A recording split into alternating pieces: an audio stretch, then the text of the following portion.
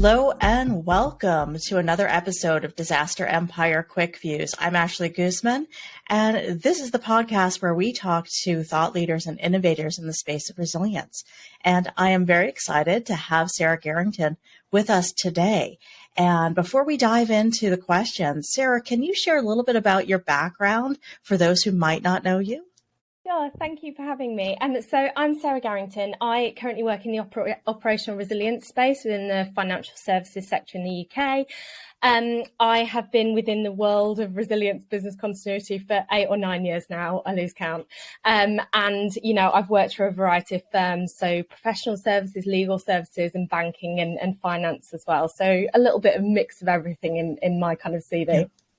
Excellent. It's like a lot of us, right? Yeah. Which is great to have all of the, a little bit of this, a little bit of that in the background in the space, definitely. But hey, I'm going to jump in. And I know that you've spoken before about business continuity and resilience not being the same thing. And I know some folks are familiar with that. But for those of you, those out there, who haven't heard you speak on this, can you share a little bit about your thoughts on why they're not exactly the same thing? Sure. So for me, it comes down to kind of one basic difference, that business continuity is about, surviving and the ability to survive, whereas resilience is about the ability to thrive. And I think they're two slightly different things. And I think that business continuity can deliver some of the steps towards that kind of thriving and being successful, following an incident. But actually, business continuity keeps the lights on, whereas operational resilience is preventing the lights from going out in the first place. Yeah, I really love that, that whole driver of thinking about being proactive versus reactive, which we have been in the BCM space where I came up through as well for so long. So it really is great to have that orientation. Hey, and please, add some more threads in there as we go along. But this is a question I ask all of my guests. What does resilience mean to you? It's that thriving aspect for me. And I think it really is about being successful. So for me, resilience is about bouncing back and, having that ability to recoil from any sort of event. And, it be a bump in the road, it's behind you, water off a duck's back, and you're back in the game. And for me, that's really important. And I think that applies to both corporate resiliency and also personal resilience as well, that, it's that ability to bounce back for me. And that's really, really key when it comes to resilience overall. Thank you for that. And so I've been following, operational resilience and the rule in the UK. Can you share with this audience, what that really means, for the day-to-day for practitioners? What are the expectations and how did it get started? Yeah, absolutely. So I think operational resilience is a bit of a buzzword at the moment, particularly within the UK. It kind of came into being really a few years back, where in the UK particularly, there were a few kind of disruptions, quite high profile disruptions within the banking sector. And the regulators here kind of thought, actually, we really need to nail down on this. There was a long period of, discussion papers, consultation papers, all that sort of stuff to really get it right. But essentially, it kind of changes the focus from traditional business continuity management, which is about continuing your business, into actually a customer-led lens and having that customer focus. So it's all about, what do your customers care about? What's really important to your customers? And making sure that those are the things that you're really, focusing on, and making sure that they're resilient. So you might have things that are really important to your business, like, getting your tax return in on time, for instance. That deadline's creeping up in the UK here. Yeah. So, get your tax, get your tax return in. That's really important to the business. But at the end of the day, your customers don't really care about that. They more care about the ability to withdraw money from their bank account, or pay somebody, and actually I think it's really important for people who are going through the journey of resiliency, when you're thinking about, what is important to your customers, put yourself in a customer's shoes and actually think, rather than what do you think is important to your customers, would a customer agree on that? If you presented them with a list, would they go, oh yeah, that's spot on? Or is there actually something else that they would need? So it's kind of really driven that focus here in the UK to switch it to a customer lens. And it's been a really good thing, I think, in my opinion, in the fact that now we've actually really got that stakeholder-led view of kind of resilience overall. And we're actually leading this from an executive level now. It's not, I always use this analogy of, the business continuity person coming out with a test plan and then kind of going away again once a year. But it's kind of changed that to mean that the stakeholders and very senior people within organisations are really, really keen to actually drive this forward and progress resilience. And it drives investment as well. So overall, I think it's a really positive thing to have that focus on what we do and the value that we can bring. Yeah. Sarah, would you be able to give us like a peek into what that process is like? Because I know from my experience, talking about bringing functions or processes up to that service level to really understand the end-to-end process and doing that scenario testing. So that's kind of the base level, but what is the process actually like? How are you engaging internal stakeholders to make that happen? Yeah, I mean, it's challenging because, let's be honest, it's again another thing that's on the side of people's desk, that you've got all these different regulatory pieces that you're asking often the same people for the same input. So the way that we're approaching it here in the UK, the way that people should be approaching it in the UK, is to identify your important business services. So look at what are those really critical activities. Decide how long you can tolerate a disruption on those services, and then map them. So that's that full end-to-end process mapping piece. And that's where I think it's really important to get the right people around the table to lead that.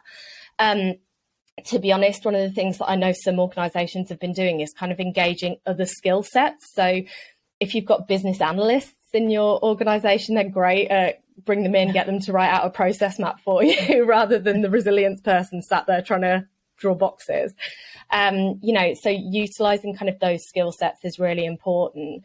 And then when it comes to scenario testing, one of the things that, I'm trying to encourage my current organization and previous organizations as well, is to actually look at what other scenarios you can leverage and use that, or use some of the outcomes of that to test your overall resiliency. So, we don't want this to be another thing that's another bolt on, that's another thing for all these stakeholders to do, where we've got the opportunity to leverage things that are already in place, use business continuity exercises and see if you can check both boxes at the same time.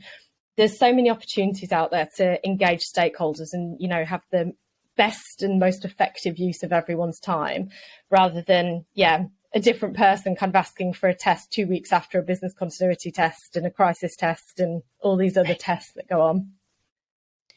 So in your viewpoint, where does business continuity fit in to this process? So I think this is a contentious question to some people, I think. For me, business continuity is a really key pillar to organisational and operational resilience. So you can't have a fully resilient business unless you have got, a business continuity structure and program in place that's really going to support your organisation during a disruption. Another one of the things that the regulation here in the UK has kind of changed everyone's mindset on is getting rid of that positivity bias.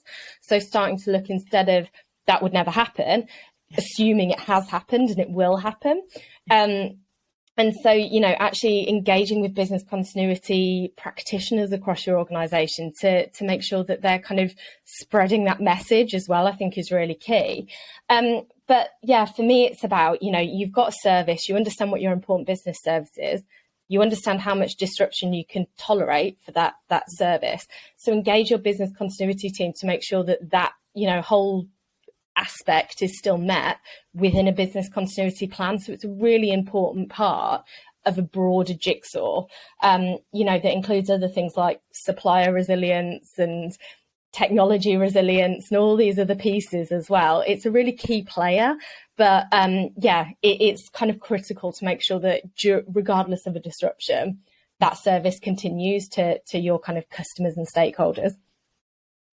Sarah, thank you for that. And one of the other things that I think is getting confused a lot, and I think it's been something that's been talked a lot about in the UK as well, is the difference between organizational and operational resilience. Yeah. And I know in talking to executives that, depending on who you're talking to, what they mean by operational organizational resilience can be very different from what a practitioner might mean as well. So can you share a little bit about, how that's being viewed from your standpoint, and maybe any wins or any challenges that you've experienced as you're hearing those phrases kind of bandied around out there? Yeah, absolutely. So for me, in my opinion, it doesn't really matter what you call it, as long as your stakeholders understand what you mean. So whether that's organizational, operational, enterprise, it's resilience at the end of the day. I think some people do focus on whether organizational and operational are two separate things. So organizational being that jigsaw I just referred to, with all those different resilience parts built together, and operational could be just looking, at things that maybe typically consider more of an operational risk aspect, and organizational resilience maybe including things like finance and, your kind of wider strategy, and is your strategy resilient, and all those sorts of pieces as well. For me, though, the key is to make sure that, like I say, your stakeholders mean the same thing as you do when you're talking about it. So a brilliant way, in my experience, to overcome that is actually to put together a bit of a dictionary and be able to share that and say, this is what we mean in this organization. When we say resilience, this is the definition. When we say business continuity, this is the definition. This is how they're different. And all those sorts of other kind of things and words that people hear bandied around, just to really get rid of any of that confusion. Because, if you're not speaking the same language as your stakeholders, I think you're really going to struggle to embed it effectively. And that can be a real challenge, right? In our field, as we're talking in this jargon, and people can latch on to certain aspects of it that they think they understand, right? Yeah. And may not understand exactly in the same way. But I have to say that I've been really excited to actually hear it coming out of the mouth of executives and senior leaders. And they seem to get it much more than they used to. And so that's, I think, a huge step forward for our work in general. And definitely I'm an advocate for resilience and that proactive piece. So it's great to see in the UK, and now with the framework coming out as well, at the overall country level, the national level, that's really fabulous to see how that will play out, and all the pieces and parts hopefully will come together with the technology side for ops res and the organizational resilience and countrywide resilience. So fingers crossed. Yeah, hopefully we'll have clarity. People are getting the message. Yeah. Absolutely. Well, I want to thank you so much for being here today, and for the audience. Always appreciate you listening in. Please like and subscribe to the channel, and that really helps to grow it. So, Sarah, really great to talk to you. I want to thank you for taking a few minutes and chatting with us today. But I want to give you an opportunity. Is there anything else that you want to share? Anything that you've been working on or want to share with the audience? Maybe about your thoughts. What's 2023 going to bring? I hope 2023 is going to be maybe slightly calmer than the previous few years, but it keeps us busy, doesn't it? I think that there's lots of change, I think, going to happen in 2023, and I think there's lots of focus that's being driven from previous large events. Things like war in Europe that we've got at the moment, COVID, all those things, and I think that as a final thought, as a resilience practitioner, I would see all these things as terrible as they are, but as opportunities for us to showcase the value that we can bring to organisations, and really kind of drive forward that resilience agenda within your organisation, regardless of an event might not impact you, but learn from it anyway, and really kind of embed that into your programme. Excellent. Sarah, if people want to connect with you, what's the best way to do that? And are there any other resources or presentations that you recommend they check out? Sure.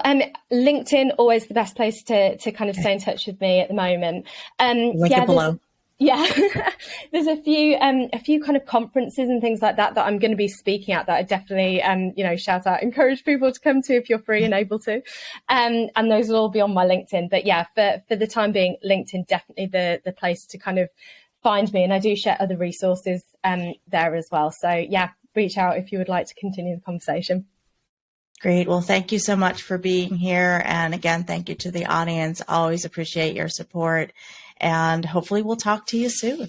Thanks, Take Ashley. care.